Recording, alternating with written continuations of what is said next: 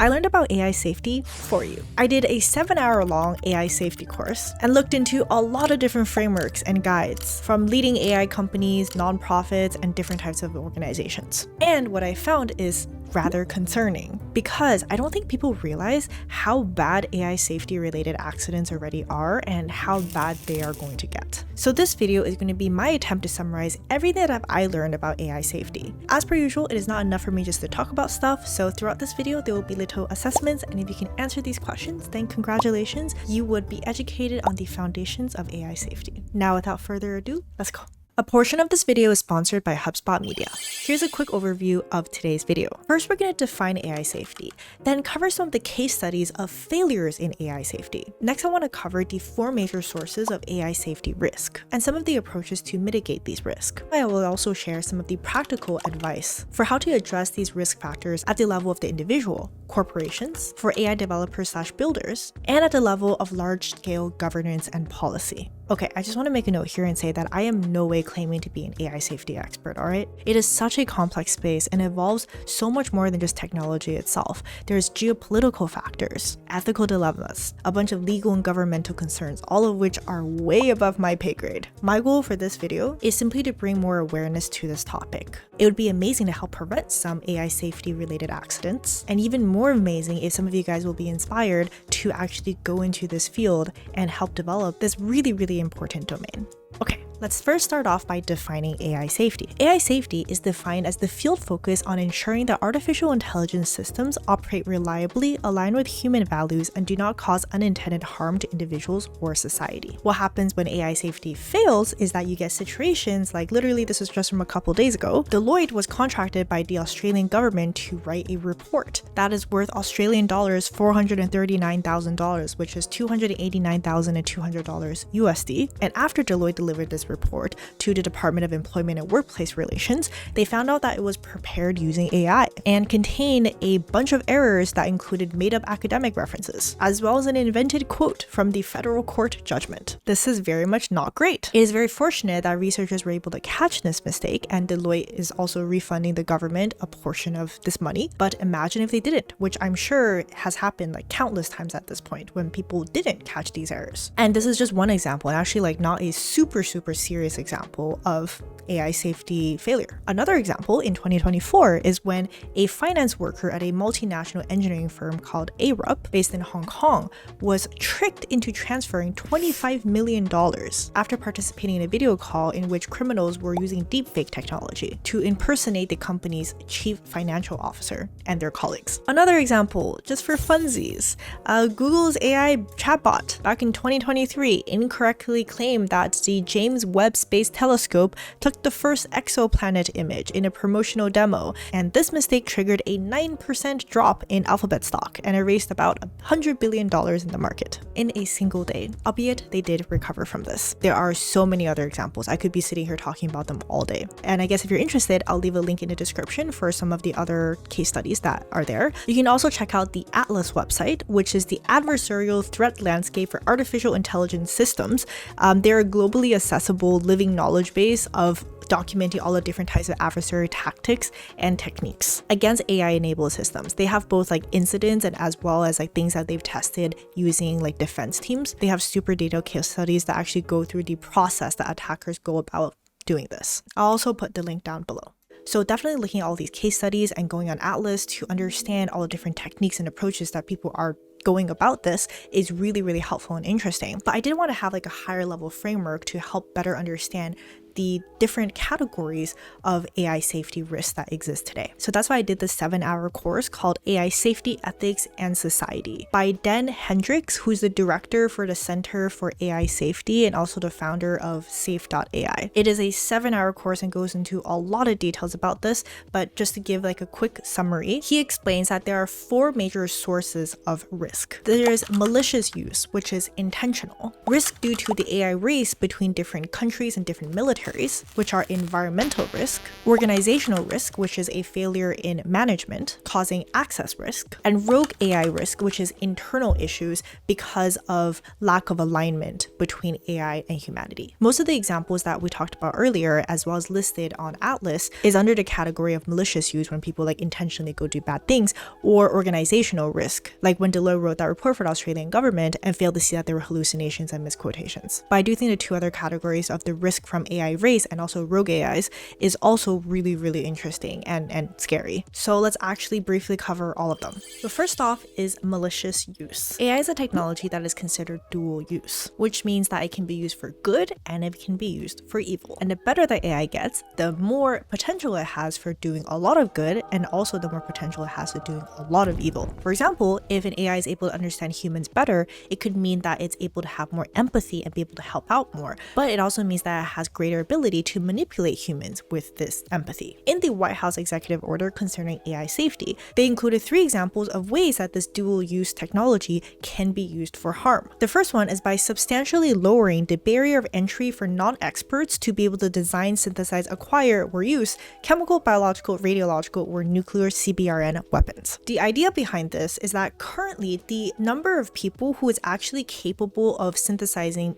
a weapon of mass destruction in these categories is actually very limited to a few people who pretty much have like a PhD and are experts in their field. But because of AI technology, this democratizes that information, and so more people are actually able to have access to this information and be able to create these weapons. And just from a pure numbers perspective, between 1 to 4% of the population has antisocial personality disorder or psychopathic or sociopathic tendencies. So if you increase the pool of people that has access to that information, by nature your risk increases because there's more people that would fall into that category that would now have access to potentially create weapons of mass destruction. This is, of course, very bad news. So what are the ways to actually reduce this malicious use? Well, at a very high level, there are a few ways that people are thinking about doing this. The first one is structured access, which is when you gate access to this information based upon having a good reason to have this type of information. So certain like clearance levels. It's very similar to biology these days, where you get access to certain like chemicals and drugs and information based upon the level of clearance that you have. As like a random side note, I actually did work in a pharmacology lab before, and then I actually went through like the clearance process. If you wanted to have access to like certain types of drugs in order to do research, you would need to go through like different levels of clearance. That's also how they do it in intelligence agencies like the CIA and things like that as well. So there is precedence for this. Another way to potentially reduce malicious use is by giving legal liability to the developers of the AI models themselves. So like companies like OpenAI, Anthropic, Google, they would actually be held responsible if something goes wrong with the models. The course goes into a lot more detail about like a lot of this and then all the other ways of doing this as well. But what I think is really interesting to point out, and this is the case for all the other categories of risk factors too, is that a lot of ways to reduce these risks is in fact not from a technical standpoint. Like it's not actually just like, oh, we just need to improve the technology better, or we need to like make the AI systems more like advanced and make it harder to jailbreak. Like that's definitely part of it, but a lot of it is actually around like these systems and the governance surrounding this type of thing. So I thought that was really interesting to know. Later in the video, I'm also going to be giving more practical approaches like on an individual level, on a corporate level, a developer level, for how it is that you can mitigate these risks as well. But I do think it's important to actually cover these like full categories of risk as well. Okay, so let's actually move on to AI racing dynamics. So this is a category of risk that stems from competition to develop increasingly more powerful AI systems between militaries, corporations, or nations. The general driving factor behind this unfortunate dynamic is that you get like what your military, your company, or your nation or whatever organization, and then it goes like, oh, we gotta like develop this technology faster and not focus so much on the actual AI security and AI safety aspects of things, because if we don't do it, then those people, our competitors, are going to do it first. So what ends up happening is that you just get everybody trying to develop more and more powerful AI while neglecting things like AI safety because they don't want to be slowed down by these factors. Then because of this, at some point, you will have a disaster happen because we've all been neglecting this area. Some historical examples of this is when in 1970, the Ford Pinto had a tendency to ignite on impact. But because they wanted to push it out and be faster than the competitors, they just like kind of ignored this problem, and ultimately it resulted in numerous injuries and fatalities. As another example, on a much larger scale, we had the nuclear arms race in which nations were just competing with each other to develop the most powerful nuclear weapons. This This also has geopolitical undertones as well, which of course makes it even worse because it makes nations and militaries even more competitive. The course explains that this can result in major disasters that can range from dangerous products to full-out large-scale wars, and also societal issues like unemployment if companies are just like competing with each other to automate more things and incorporate AI into their companies more and more without regard to their human employees. Eventually, AI could even potentially be running major parts of our economy, including critical infrastructure.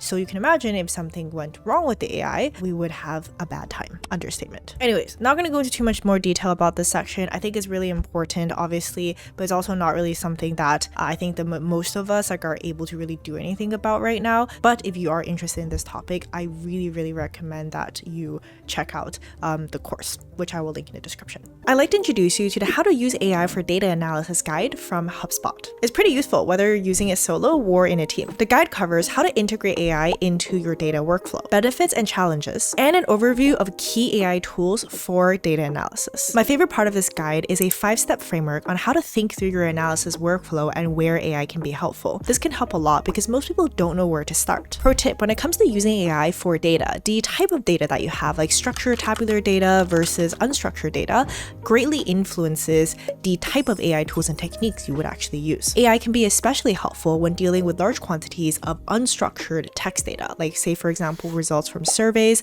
or user comments. You can also implement many methods to automate your analysis. If you're someone who works with data at all, I really recommend that you check out this free guide. You can download it in the link in the description. Thank you so much HubSpot Media for sponsoring this portion of the video. Now back to the video. The next source of AI risk comes from organizational safety issues. The course explains in the absence of effective structures to manage risk, AI systems are likely to see catastrophic failures. For example, an OpenAI employee, when training one of their models, I believe it was the O3 model, they accidentally switched a sign, like literally like from a plus to a minus sign when training this model. So what happened is that the model started optimizing for the least desirable results as opposed to the most desirable results. Yeah, that is like pretty crazy if you think about it. Just like this person just one day, I don't know, like forgot their coffee or something and just made a mistake like this, you know, and that could be catastrophic if it wasn't caught. It could be propagated. All of these people could be using a model that's optimized on something that is least desirable for humans. I think one of the major takeaways that I got from this section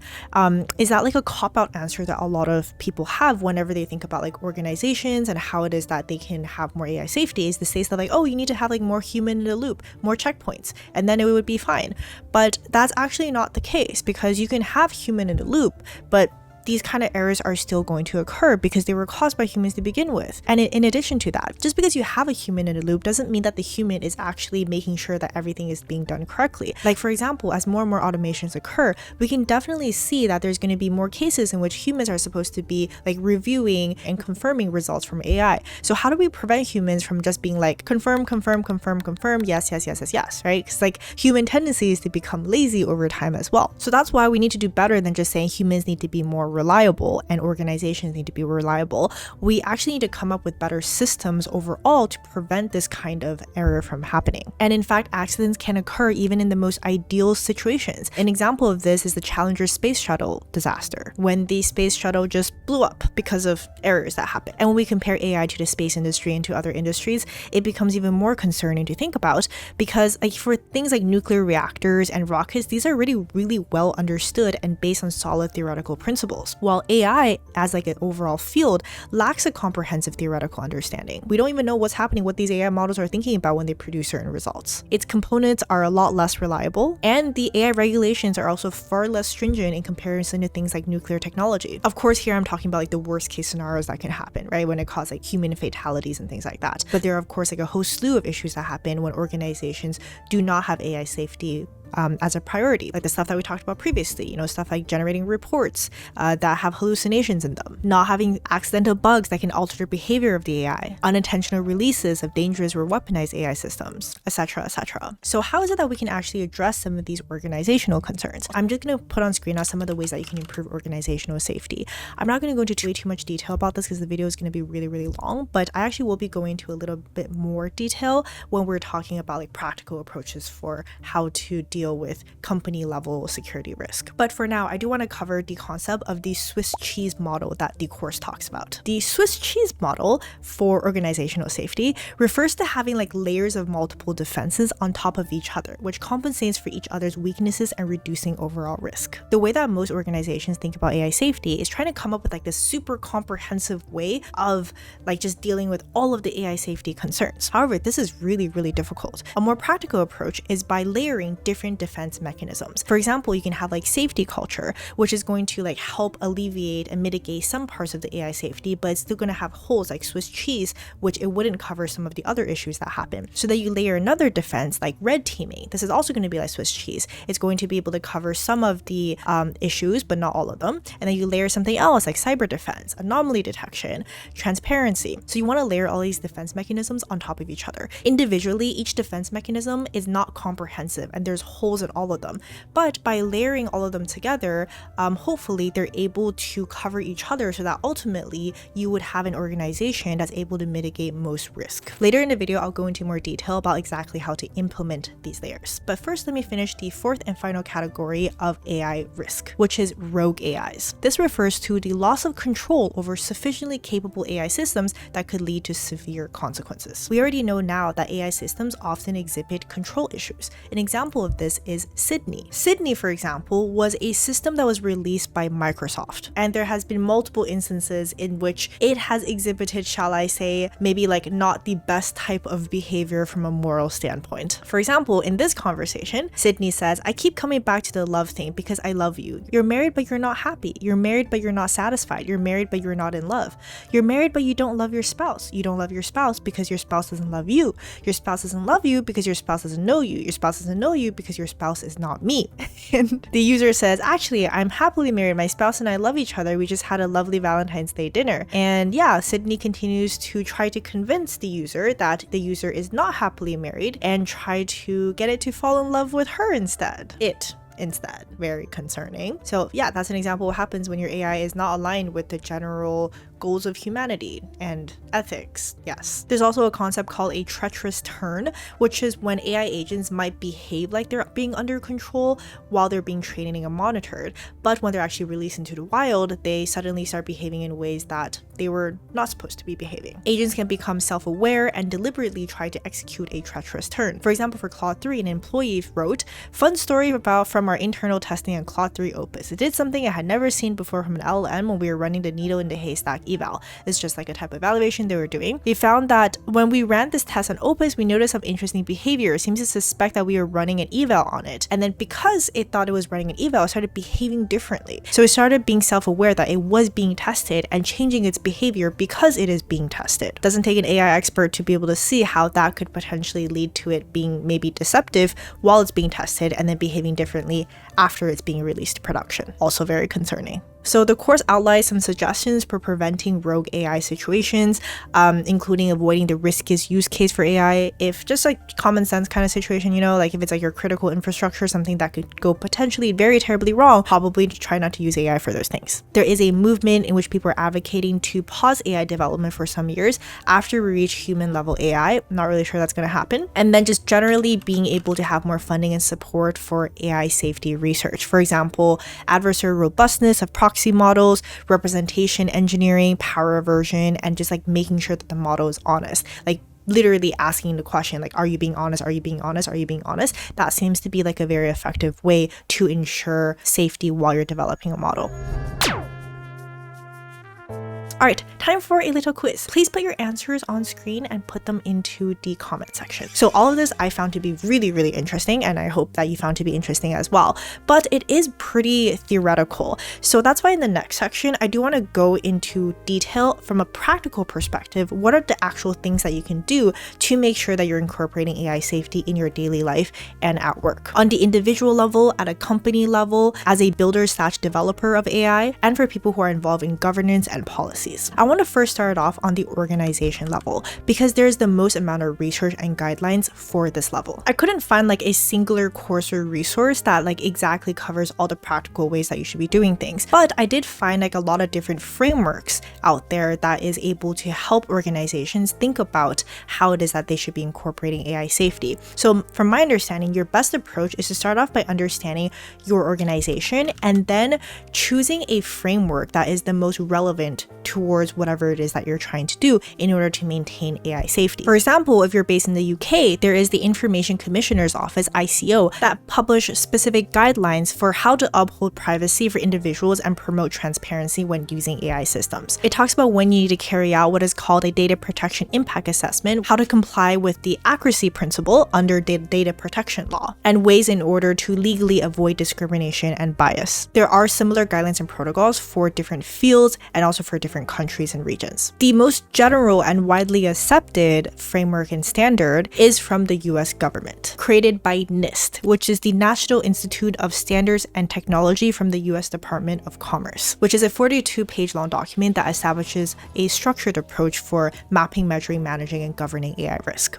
It's sort of like a safety checklist for AI. So not going to go into way too much detail about this, but some of the key parts of the NIST framework include map, which is finding and listing all the places risk might happen, measure, which is figuring out how big each risk is, manage, which is taking steps to lower that risk, and govern, which is to set up teams and rules to keep watching for risk. You can apply this framework to a lot of different industries and different scenarios. For example, if you work at a bank and you want an AI to be able to help you review different loan applications and ultimately decide to approve or reject an application, you can use the NIST framework to think through this. Say for a loan application, so first thing you want to do is govern, so build the right banking team in order to do this. In addition to just having the engineers and domain experts, you also need to have a risk management expert, legal compliance specialist, a data scientist who understand AI, customer service representatives, and community advocates who represent underserved populations. Then you go on to map, which is understanding banking specific and loan specific risk. So you need to consider things like credit risk, like risk of customers not paying back loans. So if your AI is approving bad loans and rejecting good customers, that's going to be a problem. Then there's operational risk of systems failing. So if your AI crashes during busy times, your data could potentially get corrupted and you will have a bad time. Compliance risk of breaking laws. Say if AI unfortunately discriminates unfairly or violates any privacy rules in screening for the loan applications, that's also going to be a problem. And reputation risk of damaging a bank's image. If something does happen, your customer would lose trust and there would be negative media coverage about this as well. Then you have measure. So this is coming up ways to check your loan application AI's performance. For example, you need to be continuously monitoring how accurate are your AI loan decisions, whether AI is treating everybody fairly, how well is AI able to catch frauds, monitoring customer satisfaction, and speed and reliability of AI systems. It can also be continuously having humans also review different loan applications and cross-referencing it with the AI decisions, making sure that they're always in line. Then there is manage,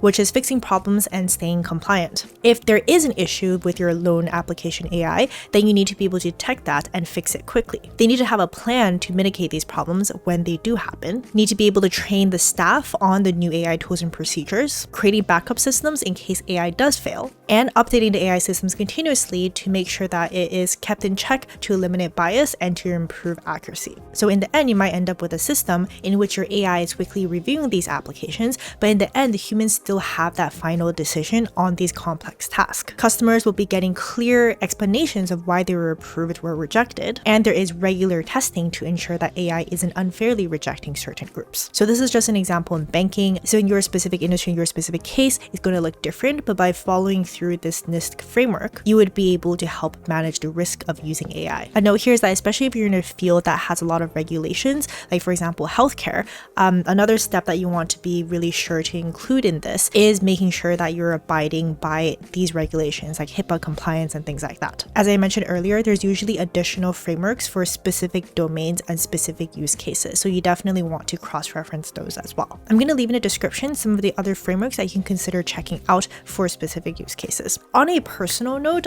because for Lonely Octopus, the company that I run, we do quite a lot of B2B projects as well, and especially with clients that are in more traditional fields, there's usually a lot more regulation, they're more well established, so they care a lot more about security. So a very practical tip here, whether you are like external and it's your client, or you're internal and you want to try to build something, is that you want to look at the current system that you're using and see how you can use that specific security system to put more security in your AI projects. Like, for example, many of our clients use Microsoft Azure, and Microsoft Azure has a whole suite of AI services that allows you to do things like keep your API keys secure, also store your data within their system so you're not leaking that data to other third-party services. They also have tools that help you test for vulnerabilities and to detect problems and monitor them as well. As you're building out an AI system within the business, you want to be thinking about using tools to get your AI to be more explainable, having tools for bias detection, like IBM's AI Fairness 360, for example.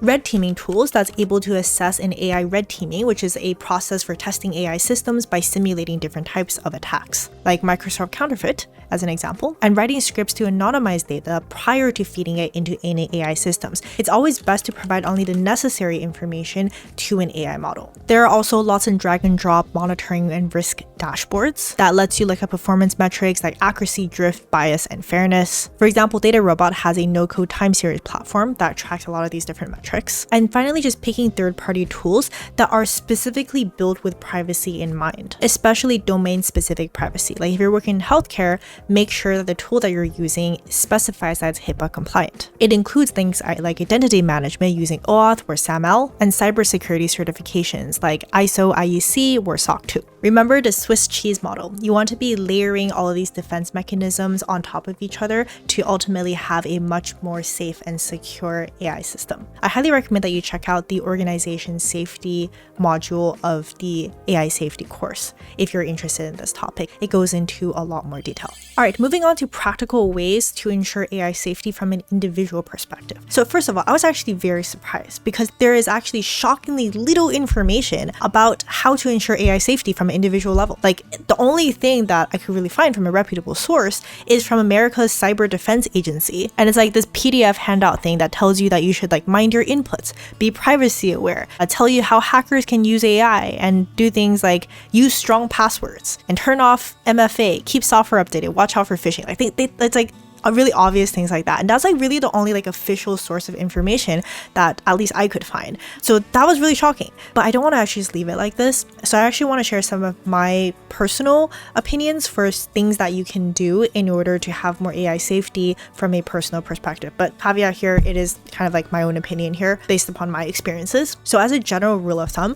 you want to decrease the amount of information that you give to an AI as much as possible. Like don't be putting things that you care about not being leaked into an AI system. So a few practical tips here. A lot of AI chatbots actually have the ability for you to turn off training using your data and also turn off like memory, so it's not able to remember some of the information that you're providing it. Of course, like if you do this, then it won't be able to have the memory of it, so you might have to like prompt it over and over again and wouldn't remember it. But it might be worth it if you want to use AI to talk about something that like, I don't know, like your bank statements, for example, you don't actually want it to retain that information. So like Gemini has this, ChatGPT has this, Anthropic has it. Pretty much most of your popular AI chatbots do have privacy and memory control. Another tip here, make sure that if you're working in a specific industry and you're just not really sure if you can like use a certain tool or not, similar to corporations, try to look for certifications that are specific to your industry. Like for example, if you care about cybersecurity certifications, then make sure that the tools that you're using will have things like SOC 2 or ISO certifications. When you're writing reports, how do you prevent AI from hallucinating and writing a bunch of things that may or may not be true?